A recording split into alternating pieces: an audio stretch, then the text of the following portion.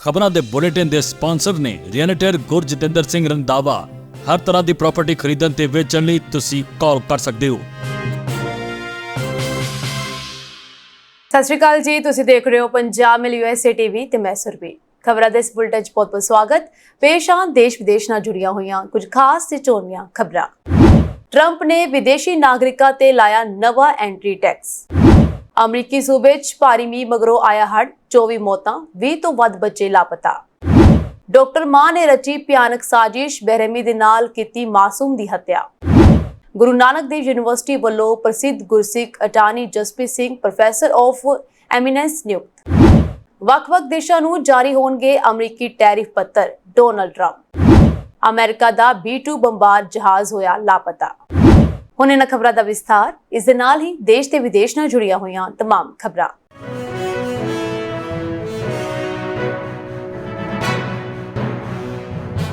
ਰਾਸ਼ਟਰਪਤੀ Donald Trump ਨੇ 4 ਜੁਲਾਈ ਦੀ picnic ਯਾਨੀ ਕਿ ਸੁਤੰਤਰਤਾ ਦਿਵਸ ਮੌਕੇ ਟੈਕਸ ਛੋਟਾਂ ਅਤੇ ਖਰਚਿਆਂ ਵਿੱਚ ਕਟੌਤੀ ਦੇ ਆਪਣੇ ਪੈਕੇਜ ਤੇ ਦਸਤਖਤ ਕੀਤੇ। ਉਹਨਾਂ ਦੇ ਕਾਂਗਰਸ ਵਿੱਚ ਲਗਭਗ ਸਰਬਸੰਮਤੀ ਨਾਲ ਰਿਪਬਲਿਕਨ ਸਮਰਥਨ ਪ੍ਰਾਪਤ ਕਰਨ ਤੋਂ ਬਾਅਦ ਇੱਕ ਘਰੇਲੂ ਤਰਜੀਹ ਉਹਨਾਂ ਦੀ ਦੂਜੀ ਮਿਆਦ ਦੀ ਵਿਰਾਸਤ ਨੂੰ ਪੱਕਾ ਕਰ ਸਕਦੀ ਹੈ। ਰਿਪਬਲਿਕਨ ਕਾਨੂੰਨ ਸਾਜ਼ਾਂ ਅਤੇ ਆਪਣੇ ਕੈਬਨਿਟ ਮੈਂਬਰਾਂ ਦੇ ਨਾਲ ਘਿਰੇ ਟਰੰਪ ਨੇ ਵਾਈਟ ਹਾਊਸ ਦੇ ਡਰਾਈਵਵੇ ਤੇ ਇੱਕ ਡੈਸਕ ਤੇ $2 ਟ੍ਰਿਲੀਅਨ ਦੇ ਕਾਨੂੰਨ ਤੇ ਦਸਤਖਤ ਕੀਤੇ। ਫਿਰ ਹਾਊਸ ਸਪੀਕਰ ਮਾਈਕ ਜੌਨਸਨ ਵੱਲੋਂ ਉਹਨਾਂ ਨੂੰ ਦਿੱਤੇ ਗਏ ਗੈਵਲ ਨੂੰ ਹੇਠਾਂ ਮਾਰਿਆ ਗਿਆ। ਉਧਰ ਹੀ ਵੀਰਵਾਰ ਨੂੰ ਬਿੱਲ ਦੇ ਅੰਤਿਮ ਪਾਸ ਹੋਣ ਦੌਰਾਨ ਇਹ ਵਰਤਿਆ ਗਿਆ ਸੀ। ਵਾਈਟ ਹਾਊਸ 4 ਜੁਲਾਈ ਦੀ ਸਾਲਾਨਾ ਪਿਕਨਿਕ ਦੌਰਾਨ ਲੜਾਕੂ ਜਹਾਜ਼ ਅਤੇ ਸਟੀਲਥ ਬੰਬਰ ਆਸਮਾਨ ਵਿੱਚ ਉੱਡਦੇ ਰਹੇ। ਟਰੰਪ ਨੇ ਕਿਹਾ, ਅਮਰੀਕਾ ਜਿੱਤ ਰਿਹਾ ਹੈ, ਪਹਿਲਾਂ ਨਾਲੋਂ ਕਿਤੇ ਵੱਧ ਜਿੱਤ ਰਿਹਾ ਹੈ। ਇਸ ਮੌਕੇ ਉਹਨਾਂ ਨੇ ਪਿਛਲੇ ਮਹੀਨੇ ਈਰਾਨ ਦੇ ਪਰਮਾਣੂ ਪ੍ਰੋਗਰਾਮ ਵਿਰੁੱਧ ਬੰਬਾਰੀ ਮੁਹਿੰਮ ਦਾ ਜ਼ਿਕਰ ਵੀ ਕੀਤਾ। ਇਸ ਮੌਕੇ ਵਾਈਟ ਹਾਊਸ ਨੂੰ ਸੁਤੰਤਰਤਾ ਦਿਵਸ ਦੇ ਜਸ਼ਨਾਂ ਦੇ ਲਈ ਲਾਲ, ਚਿੱਟੇ ਅਤੇ ਨੀਲੇ ਰੰਗ ਵਿੱਚ ਸਜਾਇਆ ਗਿਆ ਸੀ। US ਮਰੀਨ ਬੈਂਡ ਨੇ ਦੇਸ਼ ਭਗਤੀ ਦੇ ਮਾਰਚ ਵਿੱਚ 1980 ਦੇ ਦਹਾਕੇ ਦੇ ਪੌਪ ਆਈਕਨ ਚਾਕਾ ਖਾਨ ਅਤੇ ਹਿਊਏ ਲੈਵਿਸ ਦੀਆਂ ਧੁਨਾਂ ਵਜਾਈਆਂ। ਇਸ ਦੇ ਨਾਲ ਹੀ ਰਾਸ਼ਟਰਪਤੀ ਡੋਨਾਲਡ ਟਰੰਪ ਨੇ ਸੈਰ ਸਪਾਟੇ ਦੇ ਇਰਾਦੇ ਨਾਲ ਅਮਰੀਕਾ ਆਉਣ ਵਾਲਿਆਂ ਉੱਤੇ ਨਵੇਂ ਟੈਕਸ ਦਾ ਐਲਾਨ ਕਰ ਦਿੱਤਾ ਹੈ। ਜੀ ਹਾਂ, ਆਇਓਵਾ ਵਿਖੇ ਇੱਕ ਰੈਲੀ ਦੌਰਾਨ ਟਰੰਪ ਵੱਲੋਂ ਐਂਟਰੀ ਫੀਸ ਵਿੱਚ ਵਾਧੇ ਦਾ ਐਲਾਨ ਕੀਤਾ ਗਿਆ, ਜੋ ਅਮਰੀਕਾ ਦੇ ਨੈਸ਼ਨਲ ਪਾਰਕਸ ਦੀ ਸੈਰ ਕਰਨ ਵਾਲੇ ਵਿਦੇਸ਼ੀ ਨਾਗਰਿਕਾਂ ਤੋਂ ਵਸੂਲ ਕੀਤੀ ਜਾਵੇਗੀ। ਟਰੰਪ ਵੱਲੋਂ ਜਾਰੀ ਕਾਰਜਕਾਰੀ ਹੁਕਮ ਰਾਹੀਂ ਇੰਟੀਰੀਅਰ ਡਿਪਾਰਟਮੈਂਟ ਨੂੰ ਹਦਾਇਤ ਦਿੱਤੀ ਗਈ ਹੈ ਕਿ ਨੈਸ਼ਨਲ ਪਾਰਕਸ ਵਿੱਚ ਦਾਖਲ ਹੋਣ ਵੇਲੇ ਅਮਰੀਕੀ ਨਾਗਰਿਕਾਂ ਨੂੰ ਤਰਜੀਹ ਦਿੱਤੀ ਜਾਵੇ ਅਤੇ ਵਿਦੇਸ਼ੀ ਨਾਗਰਿਕ ਇਹਨਾਂ ਤੋਂ ਪਿੱਛੇ ਰੱਖੇ ਜਾਣ। ਟਰੰਪ ਵੱਲੋਂ ਬਰਾਕ ਓਬਾਮਾ ਦੇ ਕਾਰਜਕਾਲ ਵੇਲੇ ਜਾਰੀ ਕੀਤੇ ਗਏ ਇੱਕ ਹੁਕਮ ਵੀ ਰੱਦ ਕਰ ਦਿੱਤਾ ਗਿਆ, ਜਿਸ ਤਹਿਤ ਨੈਸ਼ਨਲ ਪਾਰਕਸ ਵਿੱਚ ਸੱਭਿਆਚਾਰਕ ਵੰਨ-ਸੁਵੰਨਤਾ ਨੂੰ ਤਰਜੀਹ ਦਿੱਤੀ ਜਾਂਦੀ ਸੀ। ਉਧਰ ਵਾਈਟ ਹਾਊਸ ਵੱਲੋਂ ਜਾਰੀ ਬਿਆਨ ਮੁਤਾਬਕ ਨੈਸ਼ਨਲ ਪਾਰਕਸ ਦੀ ਸੈਰ ਕਰਨ ਵਾਲੇ US ਸਿਟੀਜ਼ਨ ਨੂੰ ਵਿਦੇਸ਼ੀ ਨਾਗਰਿਕਾਂ ਦੇ ਮੁਕਾਬਲੇ ਵੱਧ ਫੀਸ ਅਦਾ ਕਰਨੀ ਪੈ ਰਹੀ ਹੈ। ਅਮਰੀਕਾ ਦੇ ਨੈਸ਼ਨਲ ਪਾਰਕਸ ਵਿੱਚ ਜਾਣ ਵਾਲੇ ਵਿਦੇਸ਼ੀ ਸੈਲਾਨੀਆਂ ਤੋਂ ਵਧੇਰੇ ਐਂਟਰੀ ਫੀਸ ਵਸੂਲ ਕਰਦਿਆਂ ਕਰੋੜਾਂ ਡਾਲਰ ਦੀ ਵਾਧੂ ਕਮਾਈ ਹੋਵੇਗੀ, ਜਿਸ ਦੀ ਵਰਤੋਂ ਪਾਰਕਸ ਦੇ ਪ੍ਰਬੰਧਕਾਂ ਵਾਸਤੇ ਕੀਤੀ ਜਾ ਸਕਦੀ ਹੈ। ਇੱਥੇ ਦੱਸਣਾ ਬਣਦਾ ਹੈ ਕਿ ਟਰੰਪ ਦਾ ਨਵਾਂ ਕਾਰਜਕਾਰੀ ਹੁਕਮ ਅਜਿਹੇ ਸਮੇਂ ਆਇਆ ਜਦੋਂ ਨੈਸ਼ਨਲ ਪਾਰਕਸ ਦੇ ਬਜਟ ਵਿੱਚ $1 ਅਰਬ ਤੋਂ ਵੱਧ ਰਕਮ ਦੀ ਕਟੌਤੀ ਕੀਤੀ ਜਾ ਚੁੱਕੀ ਹੈ। ਮੁਲਾਜ਼ਮਾਂ ਦੀ ਕਮੀ ਦੇ ਨਾਲ ਜੂਝ ਰਹੇ ਨੈਸ਼ਨਲ ਪਾਰਕਸ ਦਾ ਬਜਟ 1/3 ਘਟਾ ਦਿੱਤਾ ਗਿਆ, ਜਿਸ ਦੇ ਮੱਦੇਨਜ਼ਰ ਹਾਲਾਤ ਹੋਰ ਬੱਤਰ ਹੋਣ ਦਾ ਖਦਸ਼ਾ ਜ਼ਾਹਰ ਕੀਤਾ ਜਾ ਰਿਹਾ ਹੈ। ਟਰੰਪ ਦੇ ਤਾਜ਼ਾ ਐਲਾਨ ਦੇ ਮਗਰੋਂ ਅਮਰੀਕਾ ਦੀ ਆਜ਼ਾਦੀ ਦੀ 250ਵੀਂ ਵਰ੍ਹੇਗੰਢ ਨਾਲ ਸੰਬੰਧਿਤ ਦੱਸੇ ਜਾ ਰਹੇ ਹਨ, ਜਦਕਿ ਦੂਜੇ ਪਾਸੇ ਸੰਸਦ ਦੇ ਵਿੱਚ ਬਿਗ ਬਿਊਟੀਫੁਲ ਬਿੱਲ ਵੀ ਪਾਸ ਹੋਇਆ। ਇਸੇ ਦੌਰਾਨ ਆਇਓਵਾ ਰੈਲੀ ਨੂੰ ਸੰਬੋਧਨ ਕਰਦਿਆਂ ਟਰੰਪ ਨੇ ਕਿਹਾ ਕਿ 2 ਸਾਲ ਪਹਿਲਾਂ ਸੂਬੇ ਦੀ ਫੇਰੀ ਦੌਰਾਨ ਉਹਨਾਂ ਨੇ ਵਾਅਦਾ ਕੀਤਾ ਸੀ ਕਿ ਆਜ਼ਾਦੀ ਦੇ 250 ਸਾਲ ਪੂਰੇ ਹੋਣ ਦੇ ਜਸ਼ਨ ਦੇ ਮੌਕੇ ਇੱਥੋਂ ਹੀ ਆਰੰਭ ਹੋਣਗੇ ਅਤੇ ਅੱਜ ਵਾਅਦਾ ਪੂਰਾ ਕਰ ਦਿੱਤਾ ਗਿਆ।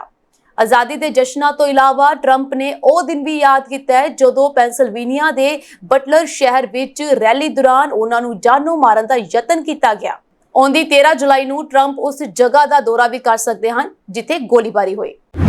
ਅਮਰੀਕੀ ਸੂਬੇ ਟੈਕਸਾਸ ਵਿੱਚ ਭਾਰੀ ਮੀਂਹ ਮਗਰੋਂ ਨਦੀ ਵਿੱਚ ਹੜ੍ਹ ਆ ਗਿਆ, ਜਿਸ ਨਾਲ ਜਨਜੀਵਨ ਬੁਰੀ ਤਰ੍ਹਾਂ ਪ੍ਰਭਾਵਿਤ ਹੋਇਆ।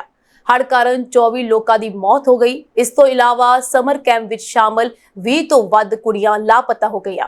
ਤੇਜ਼ ਵਹਿ ਰਹੀ ਨਦੀ ਨੇ ਜੰਗਲਾਂ ਦੇ ਕੈਂਪ ਗਰਾਊਂਡਾਂ ਅਤੇ ਆਬਾਦੀ ਵਾਲੇ ਖੇਤਰਾਂ ਵਰਗੇ ਆਲੇ ਦੁਆਲੇ ਦੇ ਖੇਤਰਾਂ ਨੂੰ ਖਤਰੇ ਵਿੱਚ ਪਾ ਦਿੱਤਾ। ਉਧਰ ਹੀ ਰਾਹਤ ਅਤੇ ਬਚਾਅ ਟੀਮਾਂ ਨੇ ਕਿਸ਼ਤੀਆਂ ਅਤੇ ਹੈਲੀਕਾਪਟਰਸ ਦੀ ਮਦਦ ਦੇ ਨਾਲ ਬਚਾਅ ਕਾਰਜ ਸ਼ੁਰੂ ਕੀਤਾ। ਲੈਫਟੀਨੈਂਟ ਗਵਰਨਰ ਡੈਨ ਪੈਟਰਿਕ ਅਨੁਸਾਰ ਪੀੜਤਾਂ ਦੀ ਭਾਲ ਵਿੱਚ ਹੁਣ ਤੱਕ 15 ਤੋਂ 20 ਲਾਸ਼ਾਂ ਬਰਾਮਦ ਕੀਤੀਆਂ ਗਈਆਂ ਹਨ। ਪੈਟਰਿਕ ਨੇ ਕਿਹਾ ਕਿ ਕੁਝ ਬਾਲਕ ਅਤੇ ਕੁਝ ਬੱਚੇ ਹਨ। ਬਚਾਅ ਕਰਮੀ ਲਾਪਤਾ ਕੁੜੀਆਂ ਦੀ ਭਾਲ ਕਰ ਰਹੇ ਹਨ। ਇਸ ਦੇ ਨਾਲ ਹੀ ਕੇਰ ਕਾਉਂਟੀ ਸ਼ੈਰਿਫ ਲੈਰੀ ਲਿਥਾ ਨੇ ਇਸ ਬਾਰੇ ਕਿਹਾ ਕਿ ਹੜ੍ਹ ਕਾਰਨ 24 ਲੋਕਾਂ ਦੀ ਮੌਤ ਹੋ ਗਈ ਹੈ। ਅਧਿਕਾਰੀਆਂ ਨੇ ਕਿਹਾ ਕਿ ਹੁਣ ਤੱਕ 237 ਲੋਕਾਂ ਨੂੰ ਬਚਾਇਆ ਗਿਆ ਹੈ, ਜਿਨ੍ਹਾਂ ਦੇ ਵਿੱਚੋਂ 167 ਹੈਲੀਕਾਪਟਰ ਰਾਹੀਂ ਹਨ। ਮੱਧ ਟੈਕਸਾਸ ਵਿੱਚ ਕੇਰ ਕਾਉਂਟੀ ਵਿੱਚ ਰਾਤ ਭਰ ਲਗਭਗ 10 ਇੰਚ ਯਾਨੀ ਕਿ 25 ਸੈਂਟੀਮੀਟਰ ਮੀਂਹ ਪਿਆ, ਜਿਸ ਕਾਰਨ ਗੁਆਡਾਲੂਪ ਨਦੀ ਵਿੱਚ ਹੜ੍ਹ ਆ ਗਿਆ। ਕੇਰ ਕਾਉਂਟੀ ਸ਼ੈਰਿਫ ਦੇ ਦਫ਼ਤਰ ਨੇ ਕੁਝ ਮੌਤਾਂ ਦੀ ਪੁਸ਼ਟੀ ਕੀਤੀ ਹੈ, ਪਰ ਹੋਰ ਵੇਰਵੇ ਨਹੀਂ ਦਿੱਤੇ ਹਨ।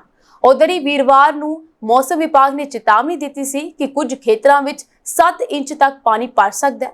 ਇਸ ਤੋਂ ਬਾਅਦ ਰਾਤ ਭਰ ਘੱਟੋ-ਘੱਟ 30,000 ਲੋਕਾਂ ਲਈ ਹੜ੍ਹ ਦੀ ਚੇਤਾਵਨੀ ਜਾਰੀ ਕੀਤੀ ਗਈ ਸੀ।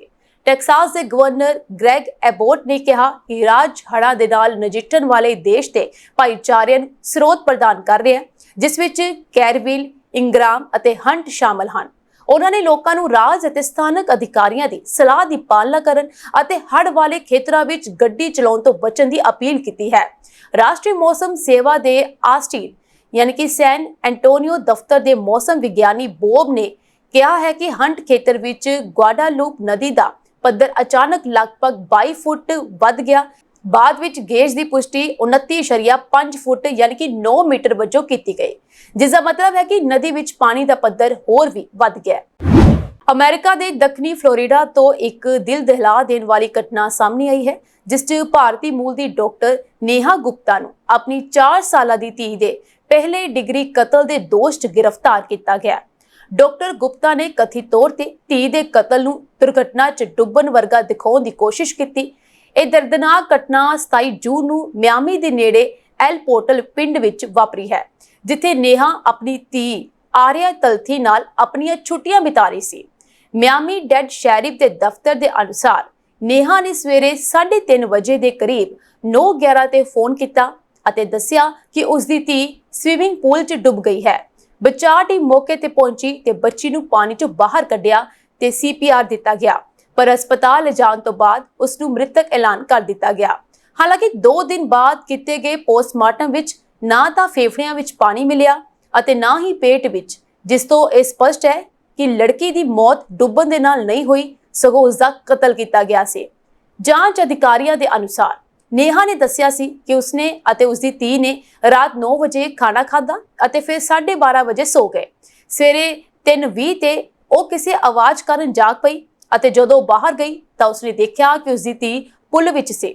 ਉਸਨੇ ਦਾਅਵਾ ਕੀਤਾ ਕਿ ਉਸਨੇ ਖੁਦ 10 ਮਿੰਟ ਤੱਕ ਉਸ ਨੂੰ ਬਚਾਉਣ ਦੀ ਕੋਸ਼ਿਸ਼ ਕੀਤੀ ਅਤੇ ਫਿਰ 9:11 ਤੇ ਕਾਲ ਕੀਤੀ, ਪਰ ਡਾਕਟਰੀ ਜਾਂਚ ਵਿੱਚ ਇਹ ਕਹਾਣੀ ਝੂਠੀ ਸਾਬਤ ਹੋਈ। ਅਮਰੀਕੀ ਮੀਡੀਆ ਰਿਪੋਰਟਾਂ ਦੇ ਅਨੁਸਾਰ ਨੇਹਾ ਗੁਪਤਾ ਅਤੇ ਉਸਦੇ ਸਾਬਕਾ ਪਤੀ ਵਿਚਕਾਰ ਬੱਚੇ ਦੀ ਹਿਰਾਸਤ ਨੂੰ ਲੈ ਕੇ ਝਗੜਾ ਚੱਲ ਰਿਹਾ ਸੀ। ਪਿਤਾ ਨੂੰ ਇਹ ਵੀ ਨਹੀਂ ਪਤਾ ਸੀ ਕਿ ਨੇਹਾ ਆਪਣੀ ਧੀ ਦੇ ਨਾਲ ਮਿਆਮੀ ਪਹੁੰਚ ਗਈ ਹੈ ਅਤੇ ਕਿਰਾਏ ਦੇ ਘਰ ਵਿੱਚ ਰਹਿ ਰਹੀ ਹੈ। ਸੂਤਰਾਂ ਦਾ ਕਹਿਣਾ ਹੈ ਕਿ ਇਹ ਹਿਰਾਸਤ ਵਿਵਾਦ ਇਸ ਹੱਦ ਤੱਕ ਪਹੁੰਚ ਗਿਆ ਕਿ ਲੜਕੀ ਨੇ ਆਪਣੀ ਜਾਨ ਗਵਾ ਦਿੱਤੀ ਹੈ। ਨੇਹਾ ਗੁਪਤਾ ਨੇ 2012 ਚ ਮੱਧ ਪ੍ਰਦੇਸ਼ ਦੇ ਨੇਤਾਜੀ ਸੁਭਾਸ਼ ਚੰਦਰ ਬੋਸ ਮੈਡੀਕਲ ਕਾਲਜ ਤੋਂ MBBS ਡਿਗਰੀ ਹਾਸਲ ਕੀਤੀ ਸੀ। ਉਹ ਅਮਰੀਕਾ ਦੇ ਓਕਲਾਹੋਮਾ ਸਿਟੀ 'ਚ ਇੱਕ ਬਾਲ ਰੋਗ ਵਿਗਿਆਨੀ ਸੀ ਅਤੇ ਓਕਲਾਹੋਮਾ ਯੂਨੀਵਰਸਿਟੀ ਦੇ ਨਾਲ ਜੁੜੀ ਹੋਈ ਸੀ। ਹਾਲਾਂਕਿ ਯੂਨੀਵਰਸਿਟੀ ਨੇ ਉਸ ਨੂੰ 30 ਮਈ ਨੂੰ ਡਿਊਟੀ ਤੋਂ ਹਟਾ ਦਿੱਤਾ ਸੀ।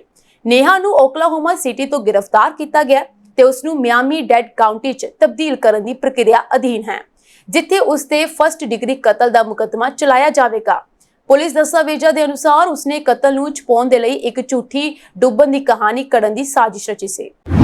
ਗੁਰੂ ਨਾਨਕ ਦੇਵ ਯੂਨੀਵਰਸਿਟੀ ਅੰਮ੍ਰਿਤਸਰ ਨੇ ਅਮਰੀਕਾ ਦੇ ਪ੍ਰਸਿੱਧ ਇਮੀਗ੍ਰੇਸ਼ਨ ਅਟਾਰਨੀ ਸਰਦਾਰ ਜਸਪ੍ਰੀਤ ਸਿੰਘ ਨੂੰ ਪ੍ਰੋਫੈਸਰ ਆਫ ਐਮੀਨੈਂਸ ਦੇ ਰੂਪ ਵਿੱਚ ਨਿਯੁਕਤ ਕਰਕੇ ਅਕੈਡਮਿਕ ਖੇਤਰ ਵਿੱਚ ਨਵਾਂ ਮੀਲ ਪੱਥਰ ਸਥਾਪਿਤ ਕੀਤਾ ਹੈ।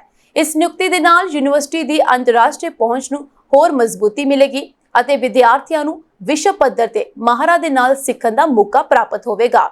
ਜਸਪ੍ਰੀਤ ਸਿੰਘ ਜੋ ਅਮਰੀਕਾ ਦੇ ਵਿੱਚ ਇਮੀਗ੍ਰੇਸ਼ਨ ਅਤੇ ਰਾਸ਼ਟਰੀਅਤਾ ਕਾਨੂੰਨ ਦੇ ਮਾਹਰ ਹਨ, ਉਹਨਾਂ ਨੂੰ ਯੂਨੀਵਰਸਿਟੀ ਦੇ ਕਾਨੂੰਨੀ ਸਿੱਖਿਆ ਅਤੇ ਅੰਤਰਰਾਸ਼ਟਰੀ ਕਾਨੂੰਨ ਪ੍ਰੋਗਰਾਮਾਂ ਨੂੰ ਮਜ਼ਬੂਤ ਕਰਨ ਲਈ ਚੁਣਿਆ ਗਿਆ ਹੈ। ਉਹ ਨਿਊਯਾਰਕ, ਕੈਲੀਫੋਰਨੀਆ, ਨਿਊ ਜਰਸੀ ਅਤੇ ਮੈਰੀਲੈਂਡ ਵਿੱਚ ਆਪਣੀ ਕਾਨੂੰਨੀ ਫਰਮ ਸਫਲਤਾਪੂਰਵਕ ਚਲਾ ਰਹੇ ਹਨ ਅਤੇ ਪਿਛਲੇ 2 ਦਹਾਕਿਆਂ ਦੇ ਵਿੱਚ 10,000 ਤੋਂ ਵੱਧ ਇਮੀਗ੍ਰੇਸ਼ਨ, ਅਜ਼ਾਈਲਮ ਅਤੇ ਡੈਪੋਟੇਸ਼ਨ ਮਾਮਲਿਆਂ ਨੂੰ ਸੰਭਾਲ ਚੁੱਕੇ ਹਨ। ਉਹਨਾਂ ਦੇ ਸਮਾਜਿਕ ਨਿਆਂ ਪ੍ਰਤੀ ਵਚਨਬੱਧਤਾ, ਖਾਸ ਤੌਰ ਤੇ ਘੱਟ ਆਮਦਨੀ ਵਾਲੇ ਅਤੇ ਬਜ਼ੁਰਗ ਪ੍ਰਵਾਸੀਆਂ ਲਈ ਮੁਫਤ ਕਾਨੂੰਨੀ ਸਹਾਇਤਾ ਨੇ ਉਹਨਾਂ ਨੂੰ ਅਮਰੀਕਾ ਦੇ ਸਿੱਖ ਭਾਈਚਾਰੇ ਵਿੱਚ ਵਿਸ਼ੇਸ਼ ਸਥਾਨ ਦਿਵਾਇਆ ਹੈ। ਇਹ ਨਿਯੁਕਤੀ ਯੂਨੀਵਰਸਿਟੀ ਦੀ ਵਿਸ਼ੇਸ਼ ਕਾਨੂੰਨੀ ਮਾਹਰਾਂ ਦੀ ਕਮੇਟੀ ਦੀ ਸਿਫਾਰਿਸ਼ ਤੇ ਕੀਤੀ ਗਈ, ਜਿਸ ਵਿੱਚ ਡਾਕਟਰ ਭੀਮਰਾਓ ਅੰਬੇਦਕਰ ਰਾਸ਼ਟਰੀ ਕਾਨੂੰਨ ਯੂਨੀਵਰਸਿਟੀ ਦੇ ਉਪ ਕੁਲਪਤੀ professor Davinder Singh, JC Bose university ਦੇ ਰਜਿਸਟਰਾਰ ਪ੍ਰੋਫੈਸਰ ਅਜੇ ਰੰਗਾ ਅਤੇ ਪੰਜਾਬ ਯੂਨੀਵਰਸਿਟੀ ਦੇ ਸਾਬਕਾ ਚੇਅਰਮੈਨ ਪ੍ਰੋਫੈਸਰ ਰਤਨ ਸਿੰਘ ਸ਼ਾਮਲ ਸਨ।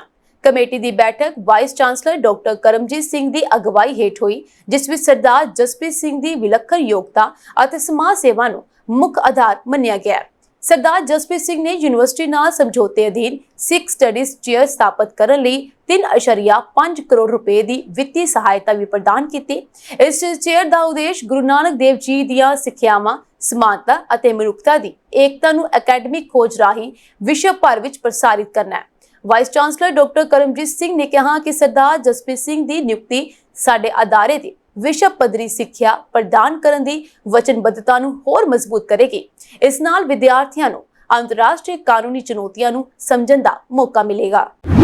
ਅਮਰੀਕੀ ਰਾਸ਼ਟਰਪਤੀ ਡੋਨਾਲਡ ਟਰੰਪ ਨੇ ਐਲਾਨ ਕੀਤਾ ਹੈ ਕਿ ਉਹ ਉਹਨਾਂ ਦੇਸ਼ਾਂ ਨੂੰ ਟੈਰਿਫ ਪੱਤਰ ਭੇਜਣਗੇ ਜੋ ਅਮਰੀਕਾ ਨੂੰ ਵੱਖ-ਵੱਖ ਵਸਤੂਆਂ ਦਾ ਨਿਰਯਾਤ ਕਰਦੇ ਹਨ, ਜਿਸ ਵਿੱਚ ਉਹ ਉਹਨਾਂ ਤੇ ਲਗਾਏ ਜਾਣ ਵਾਲੇ ਟੈਰਿਫ ਦੀ ਮਾਤਰਾ ਦੱਸਣਗੇ। ਉਹ ਪਹਿਲਾਂ ਹੀ ਖੁਲਾਸਾ ਕਰ ਚੁੱਕੇ ਹਨ ਕਿ ਉਹ ਉਹਨਾਂ ਦੇਸ਼ਾਂ ਤੇ ਟੈਰਿਫ ਲਗਾਉਣਗੇ ਜਿਨ੍ਹਾਂ ਦੇ ਉਹਨਾਂ ਦੇ ਨਾਲ ਉਸੇ ਪੱਧਰ ਤੇ ਜਾਂ ਇਸ ਤੋਂ ਵੀ ਵੱਧ ਵਪਾਰਕ ਸੌਦੇ ਨਹੀਂ ਹਨ। ਉਹਨਾਂ ਨੇ ਇਸ ਬਾਰੇ ਵਾਈਟ ਹਾਊਸ ਵਿਖੇ ਮੀਡੀਆ ਦੇ ਨਾਲ ਗੱਲਬਾਤ ਕੀਤੀ। ਟਰੰਪ ਨੇ ਕਿਹਾ ਕਿ 170 ਤੋਂ ਵੱਧ ਦੇਸ਼ਾਂ ਅਮਰੀਕਾ ਦੇ ਨਾਲ ਵਪਾਰ ਕਰਨਾ ਚਾਹੁੰਦੇ ਹਨ ਜਾਂ ਵਪਾਰ ਕਰਦੇ ਹਨ। ਅਸੀਂ ਹਰ ਰੋਜ਼ 10 ਦੇਸ਼ਾਂ ਨੂੰ ਪੱਤਰ ਭੇਜਦੇ ਹਾਂ, ਉਹਨਾਂ ਨੂੰ ਦੱਸਦੇ ਹਾਂ ਕਿ ਉਹਨਾਂ ਨੂੰ ਕਿੰਨਾ ਟੈਰਿਫ ਦੇਣਾ ਪਵੇਗਾ। ਉਹਨਾਂ ਨੇ ਇਹ ਵੀ ਕਿਹਾ ਕਿ ਇਹ ਦੇਸ਼ ਉਹਨਾਂ ਦੇ ਨਾਲ ਚੰਗੇ ਸੌਦੇ ਕਰ ਸਕਦੇ ਹਨ, ਪਰ ਇਹ ਬਹੁਤ ਮੁਸ਼ਕਿਲ ਮਾਮਲਾ ਹੈ। ਉਹਨਾਂ ਨੇ ਕਿਹਾ ਕਿ ਉਹ ਹਰੇਕ ਦੇਸ਼ ਤੇ ਔਸਤਨ 20 ਤੋਂ 30% ਟੈਰਿਫ ਲਗਾ ਰਹੇ ਹਨ। ਟਰੰਪ ਨੇ ਹਾਲ ਹੀ ਦੇ ਵਿੱਚ ਐਲਾਨ ਕੀਤਾ ਸੀ ਕਿ ਉਹ ਜਲਦੀ ਹੀ ਚੀਨ ਅਤੇ ਵੀਅਤਨਾਮ ਦੇ ਨਾਲ-ਨਾਲ ਭਾਰਤ ਨਾਲ ਵਪਾਰਕ ਸਮਝੌਤੇ ਤੇ ਦਸਤਖਤ ਕਰਨ ਜਾ ਰਹੇ ਹਨ। ਉਹਨਾਂ ਨੇ ਕਿਹਾ ਕਿ ਇਹ ਸਮਝੌਤਾ ਅਮਰੀਕੀ ਕੰਪਨੀਆਂ ਦੇ ਭਾਰਤੀ ਬਾਜ਼ਾਰ ਵਿੱਚ ਦਾਖਲੇ ਦੇ ਅਨੁਸਾਰ ਹੋਵੇਗਾ। ਇਸ ਦੌਰਾਨ ਟਰੰਪ ਪਹਿਲਾਂ ਹੀ ਐਲਾਨ ਕਰ ਚੁੱਕੇ ਹਨ ਕਿ ਉਹ ਥਾਈਲੈਂਡ ਦੇ 36%, ਇੰਡੋਨੇਸ਼ੀਆ ਤੇ 32% ਅਤੇ ਜਾਪਾਨ ਤੇ 24% ਦੇ ਜਵਾਬੀ ਟੈਰਿਫ ਲਗਾਉਣਗੇ। ਉਸਨੇ ਦੱਖਣੀ ਕੋਰੀਆ ਤੇ 25%, ਮਲੇਸ਼ੀਆ ਤੇ 24%, ਯੂਰੋਪੀਅਨ ਯੂਨੀਅਨ ਤੇ 20% ਅਤੇ ਤਾਈਵਾਨ ਤੇ 32% ਟੈਰਿਫ ਲਗਾਉਣ ਦਾ ਵੀ ਐਲਾਨ ਕੀਤਾ। ਅਮਰੀਕੀ ਰਾਸ਼ਟਰਪਤੀ ਡੋਨਾਲਡ ਟਰੰਪ ਨੇ ਕਿਹਾ ਕਿ ਉਹਨਾਂ ਨੇ 12 ਦੇਸ਼ਾਂ ਨੂੰ ਪੱਤਰਾਂ ਤੇ ਦਸਤਖਤ ਕੀਤੇ ਹਨ, ਜਿਸ ਵਿੱਚ ਉਹਨਾਂ ਨੂੰ ਅਮਰੀਕਾ 'ਚ ਬਰਾਮਦ ਗਏ ਆਪਣੇ ਸਮਾਨ ਤੇ ਵੱਖ-ਵੱਖ ਟੈਕਸ ਪੱਧਰਾਂ ਦਾ ਸਾਹਮਣਾ ਕਰਨਾ ਪਵੇਗਾ। ਟਰੰਪ ਨੇ 에ਅਰਫੋਰਸ 1 ਤੇ ਪੱਤਰਕਾਰਾਂ ਨੂੰ ਦੱਸਿਆ ਕਿ ਪੱਤਰ ਸੋਮਵਾਰ ਨੂੰ ਭੇਜੇ ਜਾਣਗੇ। ਉਹਨਾਂ ਨੇ ਇਹ ਦੱਸਣ ਤੋਂ ਇਨਕਾਰ ਕਰ ਦਿੱਤਾ ਕਿ ਕਿਹੜੇ ਦੇਸ਼ਾਂ ਨੂੰ ਪੱਤਰ ਭੇਜੇ ਜਾ ਰਹੇ ਹਨ। ਟਰੰਪ ਨੇ ਪਹਿਲਾਂ ਪੱਤਰਕਾਰਾਂ ਨੂੰ ਦੱਸਿਆ ਸੀ ਕਿ ਉਹਨਾਂ ਨੂੰ ਉਮੀਦ ਹੈ ਕਿ 9 ਜੁਲਾਈ ਤੱਕ ਜ਼ਿਆਦਾਤਰ ਮੁਲਕਾਂ ਨੂੰ ਪੱਤਰ ਭੇਜੇ ਜਾਣਗੇ, ਜਦੋਂ ਉੱਚ ਪਰਸਪਰ ਟੈਕਸ ਜਿਨ੍ਹਾਂ ਨੂੰ ਉਹਨਾਂ ਨੇ 90 ਦਿਨਾਂ ਲਈ ਰੋਕਿਆ ਸੀ ਲਾਗੂ ਹੋਣ ਵਾਲੇ ਹਨ। ਅਮਰੀਕਾ ਵੱਲੋਂ ਹਾਲ ਹੀ ਵਿੱਚ ਈਰਾਨ ਦੇ ਪਰਮਾਣੂ ਕੇਂਦਰਾਂ ਤੇ ਕੀਤੇ ਹਮਲੇ 'ਚ B-2 ਸਟੀਲਥ ਬੰਬਾਰ ਜਹਾਜ਼ ਵਰਤੇ ਗਏ।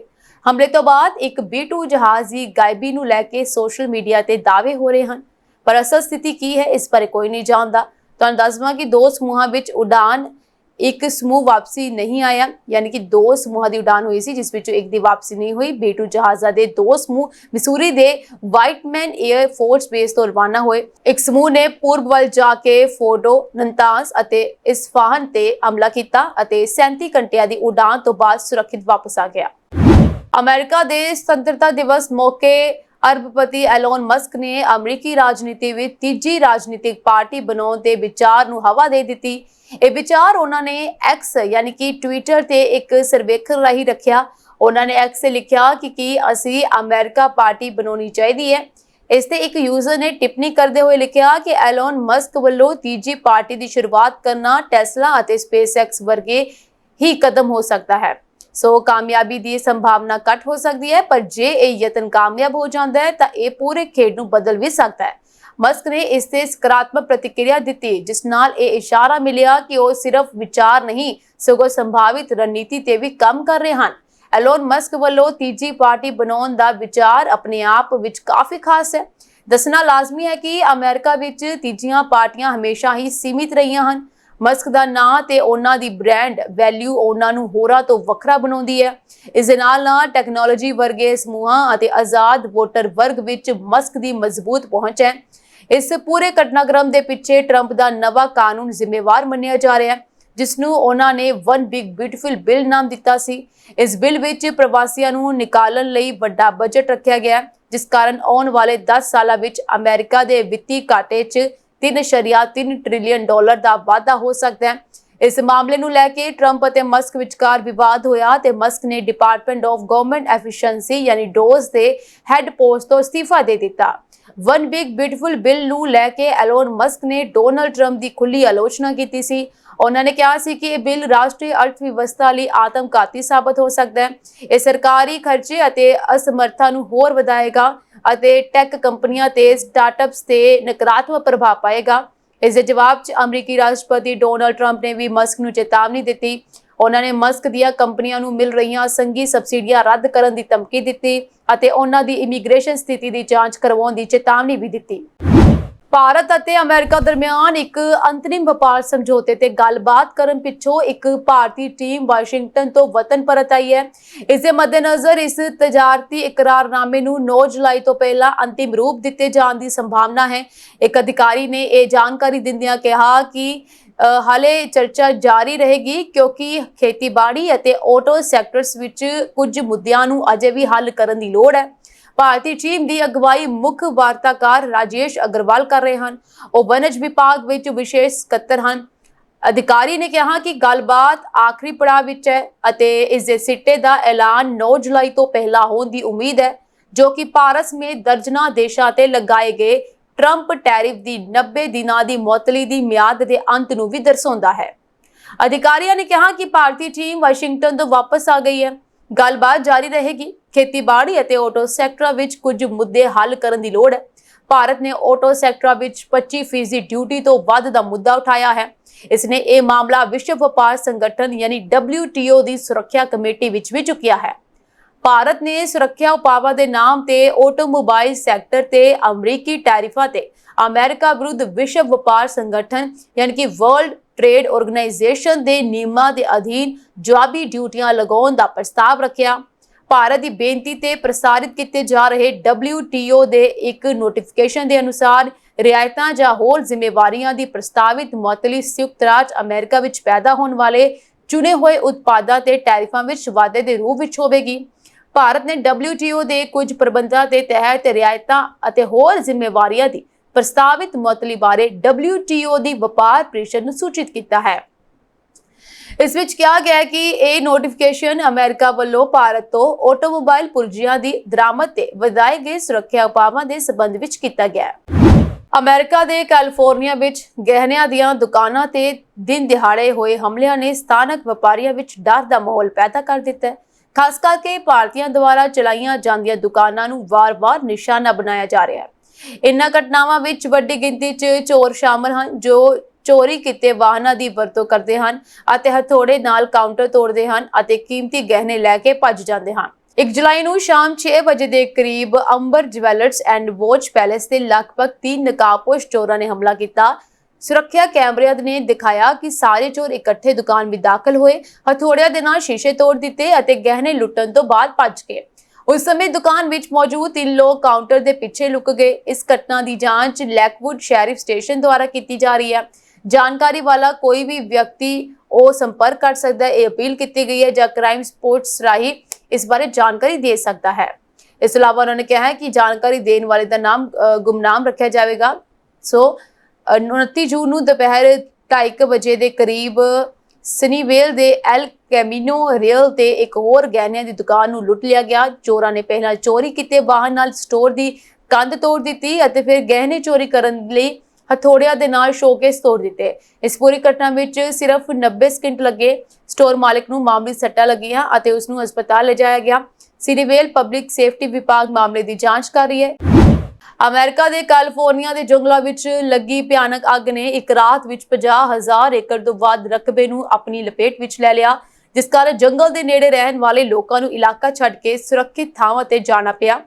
ਨਾਲ ਹੀ ਹਾਈਵੇ ਨੂੰ ਅੰਸ਼ਕ ਤੌਰ ਤੇ ਬੰਦ ਕਰ ਦਿੱਤਾ ਗਿਆ। ਕੈਲੀਫੋਰਨੀਆ ਦੇ ਜੰਗਲਾਤ ਅਤੇ ਅੱਗ ਸੁਰੱਖਿਆ ਵਿਭਾਗ ਦੁਆਰਾ ਜਾਰੀ ਕੀਤੇ ਗਏ ਤਾਜ਼ਾ ਅੰਕੜਿਆਂ ਦੇ ਅਨੁਸਾਰ ਬੁੱਧਵਾਰ ਦੁਪਹਿਰ ਨੂੰ ਸੈਨ ਲੁਇਸ ਓਬਿਸਪੋ ਕਾਉਂਟੀ ਵਿੱਚ ਲੱਗੀ ਅੱਗ ਵੀਰਵਾਰ ਸ਼ਾਮ ਤੱਕ 52,593 ਏਕੜ ਯਾਨੀ ਕਿ 21,212.8 ਵਰਗ ਕਿਲੋਮੀਟਰ ਤੱਕ ਫੈਲ ਗਈ ਸੀ, ਜਿਸ ਵਿੱਚੋਂ ਸਿਰਫ 5% ਖੇਤਰ ਨੂੰ ਬਚਾਇਆ ਜਾ ਸਕਿਆ। ਮੌਜੂਦਾ ਸਥਿਤੀ ਦਾ ਹਵਾਲਾ ਦਿੰਦੇ ਹੋਏ ਕੈਲ ਫਾਇਰ ਨੇ ਕਿਹਾ ਕਿ ਅੱਗ ਰਾਤ ਭਰ ਤੇਜ਼ੀ ਨਾਲ ਫੈਲਦੀ ਰਹੀ, ਜਿਸ ਵਿੱਚ ਸਭ ਤੋਂ ਵੱਧ ਫੈਲਾਅ ਖੁੱਲੇ ਰਿਜ ਟਾਪਾਂ ਅਤੇ ਅਲਾਈਨਮੈਂਟ ਵਿੱਚ ਡਰੇਨਸ ਤੇ ਦੇਖਿਆ ਗਿਆ। ਇਹ ਅੱਗ ਇਸ ਸਾਲ ਦੇ ਵਿੱਚ ਕੈਲੀਫੋਰਨੀਆ ਵਿੱਚ ਹੁਣ ਤੱਕ ਦੀ ਸਭ ਤੋਂ ਭਿਆਨਕ ਅੱਗ ਹੈ। ਕਾਉਂਟੀ ਵਿੱਚ ਹਾਈਵੇ 166 ਦੇ ਨੇੜੇ ਖਾਲੀ ਕਰਵਾਉਣ ਦੇ ਆਦੇਸ਼ ਜਾਰੀ ਕਰ ਦਿੱਤੇ ਗਏ ਹਨ ਅਤੇ ਹਾਈਵੇ ਦੇ ਇੱਕ ਹਿੱਸੇ ਨੂੰ ਬੰਦ ਕਰ ਦਿੱਤਾ ਗਿਆ। ਜੰਗਲ ਦੀ ਅੱਗ ਦੇ ਕਾਰਨ ਦੀ ਜਾਂਚ ਕੀਤੀ ਜਾ ਰਹੀ ਹੈ। ਈਰਾਨ ਅਤੇ ਇਜ਼ਰਾਈਲ ਵਿਚਕਾਰ ਬੀਤੇ ਦਿਨੀ ਹੋਈ ਜੰਗ ਵਿੱਚ ਚੀਨੀ ਰਾਸ਼ਟਰਪਤੀ ਸ਼ੀ ਜਿਨਪਿੰਗ ਨੇ ਅਮਰੀਕਾ ਨੂੰ ਇਤਿਹਾਸ ਯਾਦ ਕਰਵਾ ਕੇ ਸਖਤ ਚੇਤਾਵਨੀ ਦਿੱਤੀ। ਉਹਨਾਂ ਨੇ ਐਕਸ ਪੋਸਟ ਕੀਤਾ ਤੇ ਲਿਖਿਆ ਕਿ ਦੁਨੀਆ ਅਮਰੀਕਾ ਤੋਂ ਬਿਨਾਂ ਵੀ ਅੱਗੇ ਵਧ ਸਕਦੀ ਹੈ। ਦੁਨੀਆ ਦੇ ਪੁਰਾਣੇ ਸ਼ਕਤੀਸ਼ਾਲੀ ਸਾਮਰਾਜਿਆਂ ਦੀਆਂ ਉਦਾਹਰਨਾਂ ਦਿੰਦੇ ਹੋਏ ਸ਼ੀ ਨੇ ਕਿਹਾ ਕਿ 100 ਸਾਲ ਪਹਿਲਾਂ ਬ੍ਰਿਟਿਸ਼ ਸਾਮਰਾਜ ਵਿਸ਼ਵ ਵਪਾਰ ਤੇ ਰਾਜ ਕਰਦਾ ਸੀ ਅਤੇ ਇਹ ਮੰਨਿਆ ਜਾਂਦਾ ਸੀ ਕਿ ਇਸ ਦਾ ਸੂਰਜ ਕਦੇ ਡੁੱਬਦਾ ਨਹੀਂ ਸੀ। 200 ਸਾਲ ਪਹਿਲਾਂ ਫਰਾਂਸੀਸੀ ਫੌਜਾਂ ਯੂਰਪ ਵਿੱਚ ਸਭ ਤੋਂ ਸ਼ਕਤੀਸ਼ਾਲੀ ਸਨ ਅਤੇ ਇਸ ਦੀ ਸੰਸਕ੍ਰਿਤੀ ਦੀ ਪੂਰੀ ਦੁਨੀਆ ਵਿੱਚ ਪ੍ਰਸ਼ੰਸਾ ਕੀਤੀ ਜਾਂਦੀ ਸੀ। 400 ਸਾਲ ਪਹਿਲਾਂ ਸਪੈਨਿਸ਼ ਸਾਮਰਾਜ ਮਨੀਲਾ ਤੋਂ ਮੈਕਸੀਕੋ ਤੱਕ ਫੈਲਿਆ ਹੋਇਆ ਸੀ ਅਤੇ ਉੱਥੋਂ ਦੇ ਰਾਜੇ ਆਪਣੇ ਆਪ ਨੂੰ ਅਮਰ ਸਮਝਦੇ ਸਨ। ਸ਼ੀ ਨੇ ਕਿਹਾ ਕਿ ਹਰ ਸਾਮਰਾਜ ਆਪਣੇ ਆਪ ਨੂੰ ਲਾਜ਼ਮੀ ਸਮਝਦਾ ਹੈ, ਪਰ ਅੰਤ ਵਿੱਚ ਇਸ ਦਾ ਪਤਨ ਨਿਸ਼ਚਿਤ ਹੈ। ਸ਼ਕਤੀ ਘਟ ਜਾਂਦੀ ਹੈ, ਪ੍ਰਭਾਵ ਬਦਲ ਜਾਂਦਾ ਹੈ ਅਤੇ ਜਦੋਂ ਜਾਇਜ਼ਤਾ ਪ੍ਰਾਪਤ ਨਹੀਂ ਕੀਤੀ ਜਾਂਦੀ ਬਲਕਿ ਸਿਰਫ ਮੰਨ ਲਈ ਜਾਂਦੀ ਹੈ ਤਾਂ ਇਹ ਖੋਰਾ ਲੱਗ ਜਾਂਦਾ ਹੈ।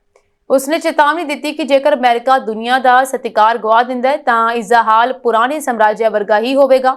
ਦੁਨੀਆ ਹਮੇਸ਼ਾ ਅੱਗੇ ਵਧਦੀ ਰਹਿੰਦੀ ਹੈ।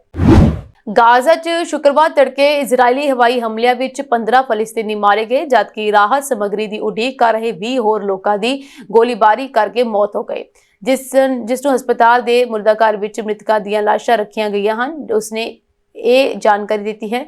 ਇਜ਼ਰਾਈਲੀ ਹਵਾਈ ਹਮਲਿਆਂ ਵਿੱਚ ਮਾਰੇ ਗਏ 15 ਲੋਕਾਂ ਵਿੱਚ 8 ਔਰਤਾਂ ਅਤੇ ਇੱਕ ਬੱਚਾ ਸ਼ਾਮਲ ਹੈ। ਨਾਸਰ ਹਸਪਤਾਲ ਦੇ ਅਨੁਸਾਰ ਰਾਹਤ ਸਮੱਗਰੀ ਦੀ ਉਡੀਕ ਕਰਦੇ ਹੋਏ 20 ਹੋਰ ਲੋਕਾਂ ਨੂੰ ਗੋਲੀ ਮਾਰ ਦਿੱਤੀ ਗਈ। ਗੋਲੀਬਾਰੀ ਵਿੱਚ ਜਾਨ ਗਵਾਉਣ ਵਾਲਿਆਂ ਵਿੱਚ 2 ਰਫਾਹ ਵਿੱਚ ਰਾਹਤ ਸਮੱਗਰੀ ਵੰਡ ਸਥਾਨ ਦੇ ਨੇੜੇ ਮਾਰੇ ਗਏ, ਜਦਕਿ 18 ਲੋਕ ਦੱਖਣੀ ਗਾਜ਼ਾ ਵਿੱਚ ਰਾਹਤ ਸਮੱਗਰੀ ਲੈ ਕੇ ਜਾਣ ਵਾਲੇ ਟਰੱਕਾਂ ਦੀ ਉਡੀਕ ਕਰਦੇ ਹੋਏ ਕਿਸੇ ਹੋਰ ਜਗ੍ਹਾ ਤੇ ਖੜੇ ਹੋਏ ਮਾਰੇ ਗਏ। ਇਹ ਘਟਨਾਵਾਂ ਅਜਿਹੇ ਸਮੇਂ ਵਾਪਰੀਆਂ ਹਨ ਜਦੋਂ 21 ਮਹੀਨੇ ਤੋਂ ਚੱਲੀ ਆ ਰਹੀ ਜੰਗ ਨੂੰ ਰੋਕਣ ਦੀਆਂ ਕੋਸ਼ਿਸ਼ਾਂ ਅੱਗੇ ਵਧਦੀਆਂ ਜਾਪਦੀਆਂ ਹਨ। ਇਸ ਤੋਂ ਇਲਾਵਾ ਹਮਾਸ ਨੇ ਇੱਕ ਬਿਆਨ ਵਿੱਚ ਕਿਹਾ ਕਿ ਉਹ ਮਿਸਰੀ ਅਤੇ ਕਤਰ ਦੇ ਵਿਚੋਲਿਆਂ ਦੁਆਰਾ ਪੇਸ਼ ਕੀਤੇ ਗਏ ਜੰਗਬੰਦੀ ਪ੍ਰਸਤਾਵ ਤੇ ਚਰਚਾ ਕਰਨ ਲਈ ਹੋਰ ਫਲਸਤੀਨੀ ਧੜਿਆਂ ਦੇ ਨੇਤਾਵਾਂ ਦੇ ਨਾਲ ਸਲਾਹ ਮਸ਼ਵਰਾ ਕਰ ਰਿਹਾ ਹੈ। ਅਮਰੀਕੀ ਰਾਸ਼ਟਰਪਤੀ ਡੋਨਾਲਡ ਟਰੰਪ ਨੇ ਮੰਗਲਵਾਰ ਨੂੰ ਕਿਹਾ ਸੀ ਕਿ ਇਜ਼ਰਾਈਲ ਗਾਜ਼ਾ ਵਿੱਚ 60 ਦਿਨਾਂ ਦੀ ਜੰਗਬੰਦੀ ਦੀ ਸ਼ਰਤਾਂ ਤੇ ਸਹਿਮਤੀ ਹੋ ਗਈ ਹੈ। ਉਹਨਾਂ ਨੇ ਹਮਾਸ ਨੂੰ ਸਥਿਤੀ ਵਿਗੜਨ ਤੋਂ ਪਹਿਲਾਂ ਇਸ ਸਮਝੌਤੇ ਨੂੰ ਸਵੀਕਾਰ ਕਰਨ ਦੀ ਅਪੀਲ ਕੀਤੀ। ਬਿਆਨ ਵਿੱਚ ਕਿਹਾ ਗਿਆ ਕਿ ਹਮਾਸ ਚਰਚਾ ਖਤਮ ਹੋਣ ਤੋਂ ਬਾਅਦ ਵਿਚੋਲਿਆਂ ਨੂੰ ਆਪਣਾ ਅੰਤਿਮ ਜਵਾਬ ਦੇਵੇਗਾ। ਗਾਜ਼ਾ ਵਿੱਚ ਸਿਹਤ ਮੰਤਰਾਲੇ ਨੇ ਕਿਹਾ ਕਿ ਇਲਾਕੇ ਵਿੱਚ ਮਾਰੇ ਗਏ ਫਲਸਤੀਨੀਆਂ ਦੀ ਗਿਣਤੀ 57,000 ਤੋਂ ਵੱਧ ਹੋ ਗਈ ਹੈ। ਮੰਤਰਾਲੇ ਆਪਣੀ ਗਿਣਤੀ ਵਿੱਚ ਨਾਗਰਿਕਾਂ ਅਤੇ ਲੜਾਕਿਆਂ ਦੀ ਫਰਕ ਨਹੀਂ ਕਰਦਾ। ਮ੍ਰਿਤਕਾਂ ਵਿੱਚੋਂ ਅੱਧੇ ਤੋਂ ਵੱਧ ਔਰਤਾਂ ਤੇ ਬੱਚੇ ਹਨ। ਉਹ ਯੁੱਧ ਉਦੋਂ ਸ਼ੁਰੂ ਹੋਇਆ ਜਦੋਂ ਹਮਾਸ ਦੀ ਅਗਵਾਈ ਵਾਲੇ ਅੱਤਵਾਦੀਆਂ ਨੇ ਦੱਖਣੀ ਇਜ਼ਰਾਈਲ ਤੇ ਹਮਲਾ ਕੀਤਾ, ਜਿਸ ਵਿੱਚ 1200 ਲੋਕ ਮਾਰੇ ਗਏ ਅਤੇ ਲਗਭਗ 250 ਨੂੰ ਬੰਦਕ ਬਣਾ ਲਿਆ ਗਿਆ। ਫਲਸਤੀਨੀ ਗਵਾਹਾਂ ਅਤੇ ਗਾਜ਼ਾ ਦੇ ਸਿਹਤ ਮੰਤਰਾਲੇ ਦੇ ਅਨੁਸਾਰ ਮਈ ਵਿੱਚ ਖੁੱਲਣ ਤੋਂ ਬਾਅਦ ਰਾਹਤ ਵੰਡ ਕੇਂਦਰਾਂ ਤੱਕ ਪਹੁੰਚਣ ਦੀ ਕੋਸ਼ਿਸ਼ ਕਰਦੇ ਹੋਏ ਇਜ਼ਰਾਈਲੀ ਫੌਜਾਂ ਦੁਆਰਾ ਕਈ 100 ਲੋਕ ਮਾਰੇ ਜਾ ਚੁੱਕੇ ਹਨ। ਪ੍ਰਸਿੱਧ ਅੰਗਰੇਜ਼ੀ ਫਿਲਮ ਰਿਸੀਵਰ ਡੌਗ ਅਤੇ ਕਿਲ ਬਿਲ 'ਚ ਚਰਚਿਤ ਰੋਲ ਅਦਾ ਕਰਨ ਵਾਲੇ ਪ੍ਰਸਿੱਧ ਅਦਾਕਾਰ ਮਾਈਕਲ ਮੈਡਸਨ ਦਾ ਦਿਲ ਦਾ ਦੌਰਾ ਪੈਣ ਕਾਰਨ ਅਮਰੀਕਾ ਦੇ ਕੈਲੀਫੋਰਨੀਆ 'ਚ ਦੇਹਾਂਤ ਹੋਣ ਦੀ ਸੂਚਨਾ ਮਿਲੀ ਹੈ। ਉਹ 67 ਵਰ੍ਹਿਆਂ ਦੇ ਸਨ। ਆਪਣੀ ਫਿਲਮੀ ਕਰੀਅਰ ਦੌਰਾਨ ਸਵੈਮ ਮੈਡਸਨ ਨੇ ਵੱਖ-ਵੱਖ ਅੰਗਰੇਜ਼ੀ ਫਿਲਮਾਂ 'ਚ ਤਕਰੀਬਨ 300 ਤੋਂ ਵਧੇਰੇ ਕਿਰਦਾਰ ਨਿਭਾਏ ਹਨ। ਮਾਈਕਲ ਦੀ ਮੌਤ ਨਾਲ ਅੰਗਰੇਜ਼ੀ ਫਿਲਮਾਂ ਦੇ ਇੱਕ ਹੋਰ ਦੌਰ ਦਾ ਅੰਤ ਹੋਣਾ ਮੰਨਿਆ ਜਾ ਰਿਹਾ ਹੈ। ਇਹ ਸਾਂਝੀ ਦੇਸ਼ ਵਿਦੇਸ਼ ਨਾਲ ਜੁੜੀਆਂ ਹੋਈਆਂ ਕੁਝ ਖਾਸ ਤੇ ਚੋਣਵੀਆਂ ਖਬਰਾਂ ਹੋਰ ਅਪਡੇਟਸ ਨਾਲ ਜੁੜੇ ਰਹਿਣ ਦੇ ਲਈ ਤੁਸੀਂ ਬਨੇ ਰਹੋ ਪੰਜਾਬ ਮਿਲ USA TV ਦੇ ਨਾਲ। ਤੁਹਾਡੇ ਸਭ ਦਾ ਬਹੁਤ-ਬਹੁਤ ਧੰਨਵਾਦ।